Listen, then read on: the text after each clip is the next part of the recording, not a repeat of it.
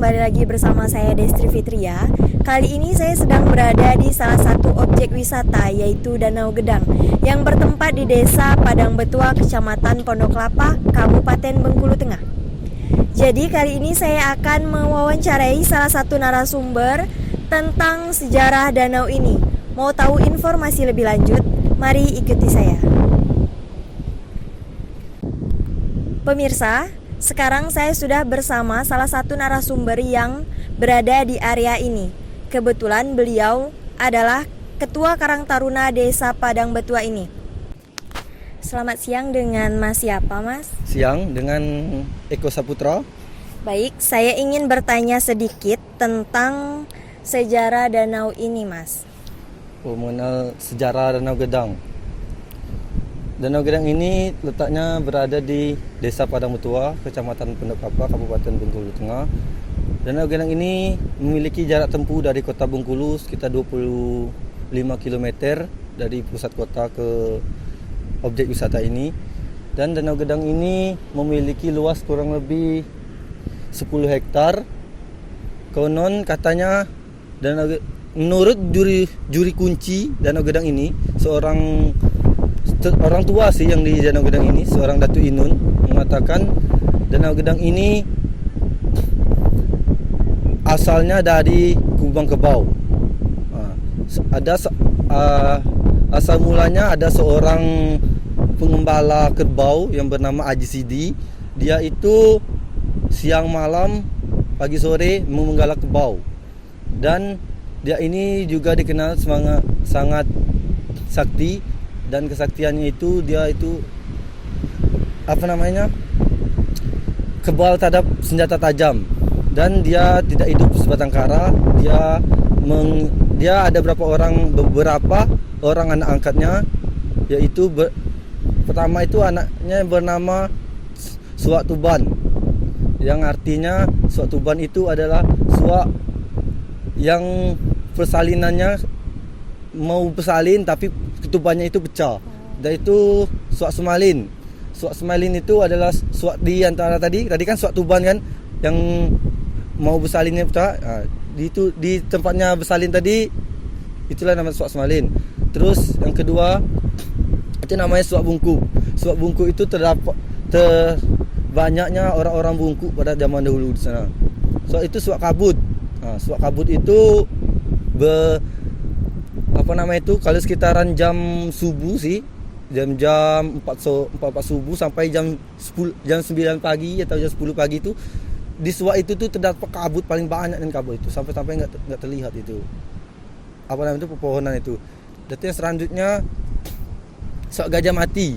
Nah, di Suak Gajah Mati ini tempat orang menuntut ilmu, jin-jin gaib itu.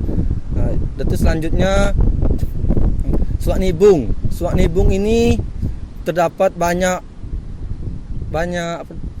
umbut. Di sini nih yang diartikan umbut itu umbut rotan.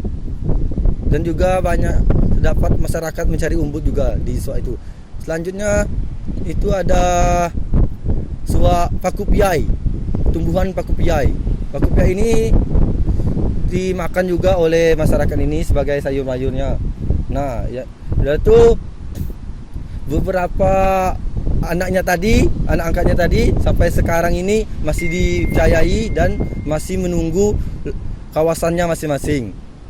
Nah, itu tadi kita kembali lagi ke Danau Gedangnya tadi. Ke Danau Gedangnya tadi, itu tadi kan berasal dari sebuah kubang kebau yang nama pemilik kebau itu adalah Haji Sidi. Nah, kelamaan kebau itu berkubang, akhirnya lokasi kebau itu menjadi besar, dan itu dalam. Nah, dia besar dan dalam itu kan lokasi Danau Gedang ini berdekatan langsung dengan pantai. Jadi dia dalam, luas, ikan-ikan yang di pantai ini masuk ke danau, akhirnya masuk piting, udang. Nah, di situ juga lama-lamaan dia berkembang biak. Masyarakat sini mencari ikan. Nah, untuk ini kan dulu ada lagi, yang satu laginya itu ada namanya punggu tanah kecil. Yang itu biasanya masyarakat sini menyebutkannya sebagai Pulau Tengah. Pulau Tengah itu biasanya tempatnya di sana, Pulau Tengah. Nah, itu diyakini sebab ada keramat itu dinamakan keramat Haji Sidi. Sampai saat ini masih. Dulu ngapa kan dikatakan Pulau Tengah? Pulau Tengah itu dulunya itu tuh danau ini belum nyampe sini. Sekarang kan udah terkikis oleh ombak, pasir-pasirnya masuk. Akhirnya ya akhirnya terkikis lah Pulau Tengah itu. Sekarang sudah ada sekitar tidak nyampe puluhan meter lagi sih. Sekitar 5 meteran lagi di bawah itu.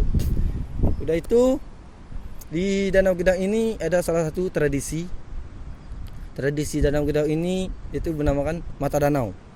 Nah, mata danaunya di sini nih yang diartikan, kalau orang sini ngomongnya mata danau, kalau diartikan itu seperti mengeringkan air danaunya ke laut. Itu tradisi dari dulu. Mengapa air danaunya itu harus dikeringkan? Supaya kebun-kebun warga tidak terbenam sih, tenggelam ibaratnya kebunnya. Itu ya mengenal sejarah. Ya mungkin itu saja segelintir sejarah dari saya yang saya paham. Terima kasih. Lalu, mengapa danau ini dinamakan Danau Gedang? Oh itu tadi gedang artinya besar. Nah itulah tadi danau besar sih. Sebenarnya orang sini aja yang ngomongnya Danau Gedang, yang artikannya besar. Ngapa dikembangkan Danau Gedang? Berarti danau ini meluas. Luasnya tadi kan kurang lebih 10 hektar. Ya. Selanjutnya, apakah pengunjung yang ingin berwisata ke sini dipungut biaya atau tidak, Mas? Kalau untuk pungut biayanya sih ya kita ada tarifannya. Tarifannya itu kalau untuk roda 2-nya 5.000, kalau untuk roda 4-nya 10.000. Itu semuanya biaya itu termasuk parkir, uang karcis, dan uang kebersihan di sini. Oke, baik. Selanjutnya bagaimana Mas selaku Ketua Karang Taruna menanggulangi atau menyikapi masalah kebersihan di sekitar area danau ini supaya wisata danau ini selalu tampak indah dan bersih? Masalah sampah, sebenarnya masalah sampah ini seluruh objek wisata yang ada mungkin di dunia, di Indonesia ini juga masalah paling besar itu sampah. Emang harus kita sikapi dengan imajinasi kita sendiri sih nyikapinya. Di sini kami pertama ya menyediakan tong sampah. Di tiap spot foto kami sediakan tempat sampah. Udah itu di sini juga kami dari hasil parkiran tadi kami membayarkan salah satu warga di sini untuk membersihkan tiap pagi, membersihkan sampah yang ada di sini. Dan juga kami sebagai saya sendiri sih ketua Karang Tarunanya mengajak rombongan atau anggota Karang Taruna tiap minggunya bergotong royong membersihkan sampah di sini. Baik, yang terakhir Mas, kemudian apa harapan Mas dan masyarakat sekitar untuk danau ini ke depannya? Ya, kalau untuk harapan kita ya. Harapan saya sih untuk Danau Gedang ini ya semoga lebih maju lagi, lebih dikenal oleh wisatawan luar. Kalau bisa wisatawan luar negeri lah bisa kita datangi untuk di sini kan. Nah, kalau untuk harapan masyarakat di sini ya semoga wisata ini terus berjalan supaya ada kemasukan untuk perekonomian untuk masyarakat di sini ya. Contohnya kan bangun lagi dari pemerintah sih, bangun lagi spot-spot tempat fotonya, apa nyalurkan sumbangannya kan biar bisa dibangunkan tempat spot foto. Apakah ada kegiatan-kegiatan di sini kan supaya ya terutama minimal lah pelepasan ikan supaya ikannya nanti bisa meningkatkan perekonomian masyarakat yang ada di sini. Baik, terima kasih Mas atas jawaban-jawabannya yang telah disampaikan kepada saya. Selamat siang dan selamat beraktivitas kembali. Pemirsa, demikianlah berita yang saya sampaikan hari ini. Saya Destri Fitria beserta kru yang bertugas pamit undur diri. Terima kasih dan sampai jumpa.